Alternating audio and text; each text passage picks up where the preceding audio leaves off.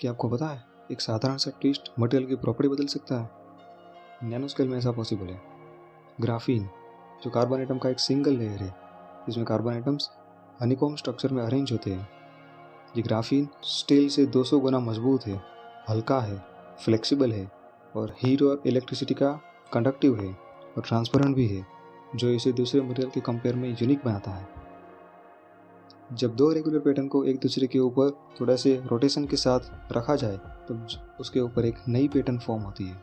इस पैटर्न को मोयरे पैटर्न कहते हैं। जब दो ग्राफीन लेयर्स को एक दूसरे के ऊपर थोड़े से रोटेशन के साथ रखा जाए तब जो मोयरे पैटर्न फॉर्म होती है उसे मोयरे सुपरलेटिस कहते हैं। ये ग्राफीन को कई नई और इंटरेस्टिंग प्रॉपर्टी प्रदान करता है। दो लेयर्स के बीच का रोटेशन एंगल काफ़ी इंपॉर्टेंट रोल प्ले करता है। ये मटेरियल की प्रॉपर्टी बदल सकता है, थोड़ा सा एंगल चेंज होने पर भी इसकी प्रॉपर्टी बदल सकती है। ग्राफीन मोयरे सुपरलेटिस में एक लेयर दूसरे लेयर के ऊपर एक पीरियोडिक पोटेंशियल अप्लाई करती है, जिसकी वजह से उसकी प्रॉपर्टी बदल जाती है। ये मोयरे सुपरलेटिस इंपॉर्टेंट है क्योंकि इससे हम मटेरियल में नई प्रॉपर्टी इंड्यूस कर सकते हैं, जैसे कि ट्विस्ट एंगल बदल के हम उसकी इलेक्ट्रॉनिक प्रॉपर्टी, ऑप्टिकल प्रॉपर्टी को ट्यून कर सकते हैं और इससे हम नए क्वांटम फिनोमेना और नया फिजिक्स स्टडी कर सकते हैं। जब दो लेयर्स के बीच का ट्विस्ट एंगल अराउंड 1.1 डिग्री होता है तब यह मटेरियल सुपर कंडक्टिंग बिहेव करता है, मतलब कि मटेरियल में इलेक्ट्रॉन्स बिना कोई रेजिस्टेंस के फ्लो कर सकते हैं। इस मटेरियल को इस्तेमाल करके हम छोटे पार्टिकल्स को कंट्रोल कर सकते हैं और उससे हम पावरफुल क्वांटम कंप्यूटर्स बना सकते हैं। ग्राफीन मोयरे स्ट्रक्चर से हम ऐसे ट्रांजिस्टर बना सकते हैं जो काफ़ी फास्ट हो और जो कम एनर्जी कंज्यूम करे।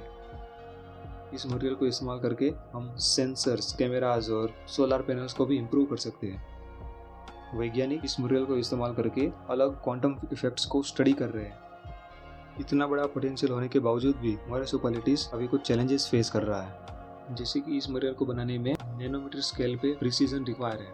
थोड़ा सा ट्विस्ट एंगल चेंज होने पर भी प्रॉपर्टी बदल सकती है। इस मटेरियल का लार्ज स्केल में प्रोडक्शन करना अभी काफ़ी मुश्किल है।